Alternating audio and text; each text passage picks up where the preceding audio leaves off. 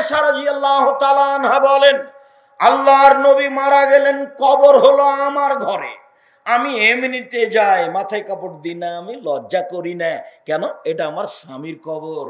কয়দিন পরে আমার বাপের কবর হলো, সেখানে আবু বকর সিদ্দিক রাদিয়াল্লাহু তাআলা, আমি লজ্জা করি না, আমি এমনিতে যাই। কেন? এটা আমার স্বামীর কবর, এটা আমার বাপের কবর। কয়দিন পরে সেখানে কবর হলো উমারের, আমার লজ্জা হয়, আমি উমারকে লজ্জা করি, আমি উমারের কবরকে লজ্জা করি, যার কারণে আমি এমনিতে ওখানে যাই না। উপস্থিত বৈঠকের দিনই মুসলিম বোন, আপনাকে বলছি, আয়েশা কবরকে লজ্জা করেন। আয়েশা কাকে লজ্জা করেন? কবরকে লজ্জা করেন। কবরটা কার? উমারের।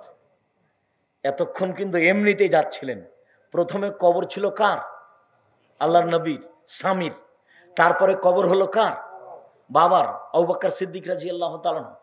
তারপরে কবর ওখানে কার হলো? উমর রাদিয়াল্লাহু তাআলা। আর আয়েশা ওখানে এমনিতে যায় না, নিজেকে গুটিয়ে নিয়ে কাপড় চোপড় মাথায় দিয়ে ঠিকঠাক হয়ে কবরের পাশে যায়, তাছাড়া আর যায় না। লজ্জা। সম্মানিত দ্বীনি ভাই বোন,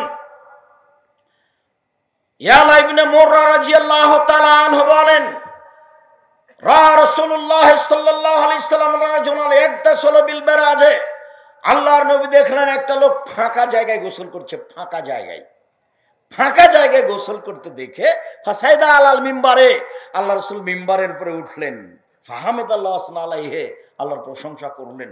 প্রশংসা করার পর বলছেন, এই শুনো, ইন্না রাব্বাকুম হাইয়ুন সিত্তির, তোমাদের প্রতি বড় লজ্জাশীল, তোমাদের প্রতিপালক বড় লজ্জাশীল, তোমাদের প্রতিপালক বড় পর্দাশীল, তোমাদের প্রতিপালক বড় লজ্জাশীল, তোমাদের প্রতিপালক বড় পর্দাশীল। তোমাদের কোন মানুষ যখন গোসল করবে তখন সে যেন পর্দা করে, সে যেন লজ্জা করে। খোলা জায়গায় পুরুষ গোসল করতে পাবে না, মহিলা তো বহু দূরের কথা। পুকুরে নেমে পুরুষ গোসল করতে পাবে না, মহিলা তো বহু দূরের কথা। নদীতে নেমে পুরুষ গোসল করতে পাবে না, মহিলা তো দূরের কথা। হাদিস আবু দাউদ সহিহ। আল্লাহ রাসূল বললেন, তোমাদের প্রতিপালক লজ্জাশীল, তিনি পর্দাশীল। এবার শুনেন, অতীব গুরুত্বপূর্ণ কথা। এবার আপনাদের কথা চলে আসলো। আব্দুর রাজ্জাক সাহেব, এতদিন তো এ কথা বলেননি নাকি? না, বলেছি। কে বললে বলিনি? বলেছি। দেখেন তো কি কথা। সালমান ফারসি রাদিয়াল্লাহু তাআলা আনহু বলেন, আল্লাহর নবী বললেন, ইন্না রাব্বাকুম হাইয়ুন কারীম, তোমাদের প্রতিপালক লজ্জাশীল, তোমাদের প্রতিপালক দানশীল, তোমাদের প্রতিপালক লজ্জাশীল, তোমাদের প্রতিপালক দাতা। এজা রাফা ইয়াদাইহি ইলাইহি ইয়াস্তাহি আন ইয়ারুদ্দা ইলাইহি মাসিফান, যখন কোনো মানুষ হাত তুলে দোয়া করে তখন প্রতিপালক তার খালি হাতটা ফিরিয়ে দিতে লজ্জা পায়।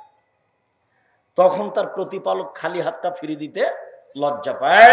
একটু জরুরি কথা, তোমাদের প্রতিপালক বড় লজ্জাশীল। কেউ যখন হাত তুলে দোয়া করে তখন খালি হাতটা ফিরিয়ে দিতে কেমন কি পায়? লজ্জা পায়। মানুষের জীবনে একটি গুরুত্বপূর্ণ কাজ হলো হাত তুলে দোয়া করা। মানুষের একটি গুরুত্বপূর্ণ ইবাদত হলো হাত তুলে দোয়া করা।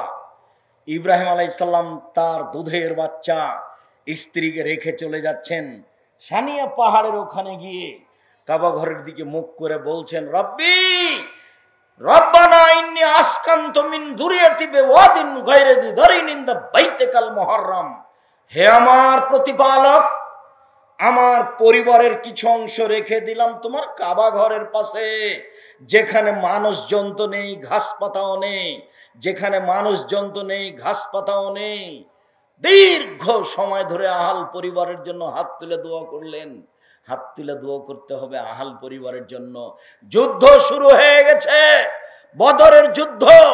আল্লাহর নবী হাত তুলে বলছেন, আল্লাহ ইনতুহলি খাজহিলি সাবা, আজকে যদি তুমি এই 313 জনকে যদি ধ্বংস করো, কিয়ামত পর্যন্ত তোমাকে ডাকার মতো কোনো মানুষ থাকবে না। এই বলে হাত তুলে জোরালো কণ্ঠে বলতে থাকলেন। এক পর্যায়ে গাও থেকে কাপড়টা পড়ে গেল। আবু বকর সিদ্দিক রাদিয়াল্লাহু তাআলা কাপড়টা ধরে তুলে দিলেন। তারপর গায়ে হাত দিয়ে বলছেন, এক ফিকা যথেষ্ট। যথেষ্ট, আর দোয়া করা লাগবে না। অনেক বলেছেন আর দোয়া করা লাগবে না, আমরা সফল হব ইনশাআল্লাহ। আল্লাহ রাসূল হাত তুলে দোয়া করার কথা বলতেই আছে। হাত তুলে দোয়া করা একটি গুরুত্বপূর্ণ অংশ। আয়েশা রাদিয়াল্লাহু তাআলা আনহা বলেন, আমি আল্লাহর নবীকে দেখলাম ধীরে ধীরে বিছানে আসলেন, জুতা স্যান্ডেল রেখে দিলেন, দরজা বন্ধ করে দিলেন, পাশে আমার শুয়ে গেলেন। আমি ভান করে ঘুমিয়ে আছি, আমি আসলে ঘুমাইনি। আমি দেখছি মুহাম্মদ সাল্লাল্লাহু আলাইহি ওয়াসাল্লাম কি করেন, ধীরে উঠলেন, কাপড় চোপড় নিলেন, ধীরে দরজাটা বন্ধ করে দিলেন, বাইরে চলে গেলেন। আমিও কাপড় চোপড় নিলাম, মাথা ঢেকে নিলাম, দেখি কোথায় যাই। কোন স্ত্রীর কাছে যায় নাকি, দেখি কোথায় যাই। যেতে যেতে কবরস্থানে চলে গেলেন, হাত তুলে দোয়া করলেন তিনবার। এবার চলে আসছেন, আমিও ঘুরে আসলাম। জোরে হাঁটলেন, আমিও জোরে হাঁটলাম। দৌড়ালেন, আমিও দৌড়ালাম। আমি আগে বিছানে চলে এসেছি। আল্লাহর নবী আমার পাশে এসে বলছেন, কি খবর আয়েশা, মোটা শ্বাস কেন? বলছে, এখন আমি মিথ্যা কথা বললে তো আল্লাহ আপনাকে বলে দিবে। আসলে আমি দেখছিলাম আপনি কোথায় যান, তো এদিক থাক। যাই হোক, আল্লাহ রাসূল কবরস্থানে গিয়ে কি করলেন? দোয়া করছেন, হাত তুলে দোয়া করলেন। আপনাকে একটা কথা বলি, কত বড় দামি মানুষ আবু বকর সিদ্দিক আছেন, সাথে নিয়ে যাননি। কত বড় দামি মানুষ উমর রাদিয়াল্লাহু তাআলা সাথে নিয়ে যাননি। আর নিজের স্ত্রী উনি ভান করে ঘুমিয়ে আছেন, কিন্তু মুহাম্মদ সাল্লাল্লাহু আলাইহি ওয়াসাল্লাম বুঝেছেন যে আয়েশা কি হয়েছে, ঘুমিয়ে গেছে। তার মানে আয়েশা যে ঘুমায়নি উনি বুঝতে পারলেন না, তাহলে গায়েবের খবর কিভাবে জানবেন? হুজুর একেবারেই মৃত্যু, হুজুর একেবারেই ধোঁকাবাজ। হুজুর বলছেন মুহাম্মদ সাল্লাল্লাহু আলাইহি ওয়াসাল্লাম গায়েবের খবর জানেন। আরে পাশে স্ত্রী ভান করে ঘুমিয়ে আছেন, আসলে ঘুমাননি। কি করে ঘুমিয়ে আছেন? ভান করে ঘুমিয়ে আছেন। এ কথা আয়েশা রাদিয়াল্লাহু আনহা নিজে বলেন। তো পাশে স্ত্রী গায়ের সাথে গাও লাগিয়ে ঘুমিয়ে আছেন, ভান করে ঘুমিয়ে আছেন, এটাই তিনি বুঝলেন না, আর তিনি গায়েবের খবর জানেন। কথা বললে তো এটা হিসাব নিকাশ করতে হবে। সম্মানিত দিনী ভাই বোন, বলছিলাম লজ্জা, বলছিলাম আল্লাহ বড় লজ্জাশীল, বলছিলাম লজ্জা আছে যার ঈমান আছে তার, লজ্জা নেই যার ঈমান নেই তার। সম্মানিত দিনী ভাই বোন, আমি সম্ভবপর জীবন বাজি রেখে চেষ্টা চালিয়ে যাচ্ছি জাতির সামনে মুখে কলমে মিডিয়ায় দিন সঠিকটা প্রচার করা। আমার মনে বড় সাধ, আমি এই দেশের মাটিতে উন্নত মানের প্রতিষ্ঠান গড়ব ইনশাআল্লাহ, যেখানে ছেলে মেয়ে বাংলা ইংরেজি আরবি উন্নত মানের শিক্ষা অর্জন করে জাতির অন্যায়ের বিরুদ্ধে লড়বে মুখে কলমে মিডিয়ায়। মুখে আছি, এই যে মিডিয়া আমার সামনে আছে, মিডিয়া জাতিকে